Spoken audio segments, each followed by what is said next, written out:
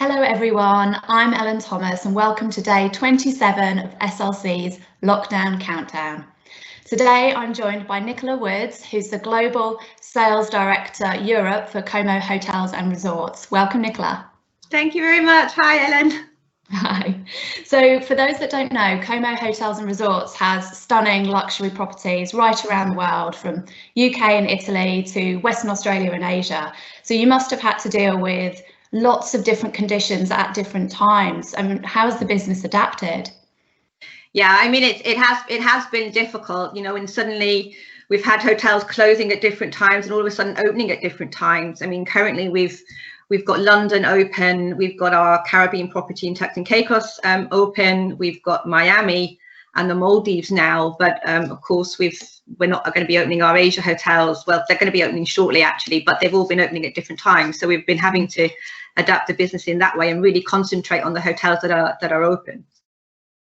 Sure, I can imagine. And now I know you've innovated lots, partly because we're in touch, but also the Elegant Resorts Awards the other day, and Como was a proud winner of one of their innovation awards. So will you tell us a little bit about what you've done during this time? Yeah, I mean, we've used COVID as an opportunity to communicate some of our core wellness brand values, if you like, which is health and well-being, and we've developed content to educate not only our customers but also our trade partners on some of these important topics on wellness. So we've been sharing healthy recipes, we've been sharing insights from our experts on topics such as yoga, nutrition, mental well-being, amongst other useful information like that. We've also dedicated a section of our brand website with relevant content around cuisine, wellness and travel.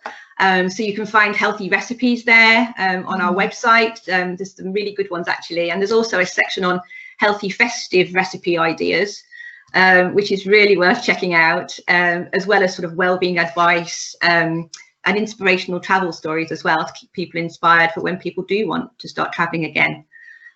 We also launched Como Shambhala by my side. Como Shambhala is our spa brand, and Como Shambhala by my side is a digital companion that offers online wellness programs and personal consultations. So users can enjoy unlimited access to pre-recorded and scheduled live yoga sessions, as well as Pilates classes, mindfulness classes. It is a monthly subscription, but you can also have as well one-to-one sessions with our wellness experts as well.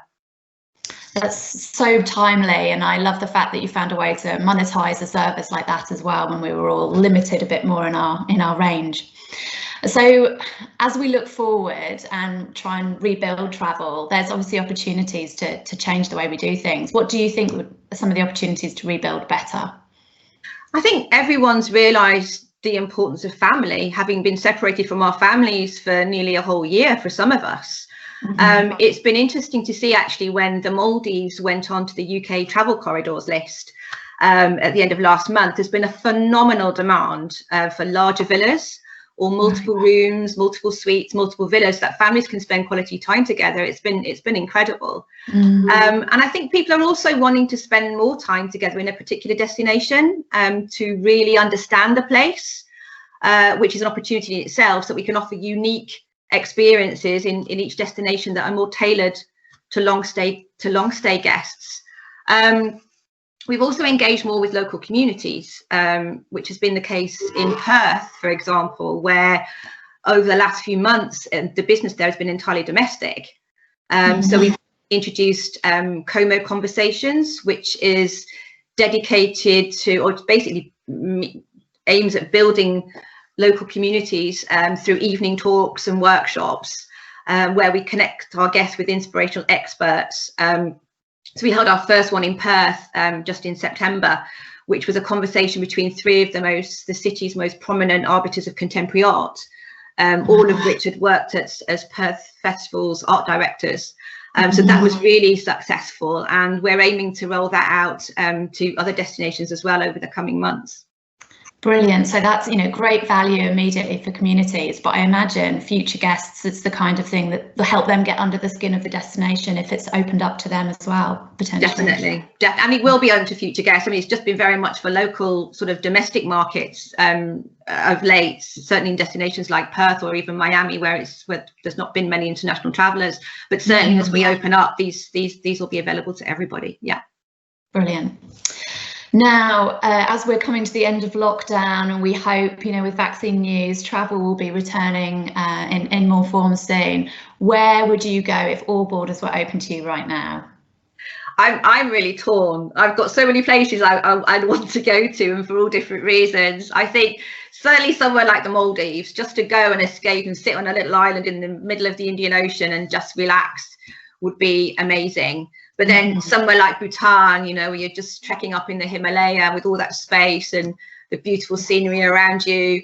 But then again, I'd love to sit in a little piazza in Florence or something and have a coffee and watch the hustle bustle that we've all missed over the past few months. So yeah, I'm kind of torn with destinations, but I think anywhere other than my own back garden, I think right now would be very welcome.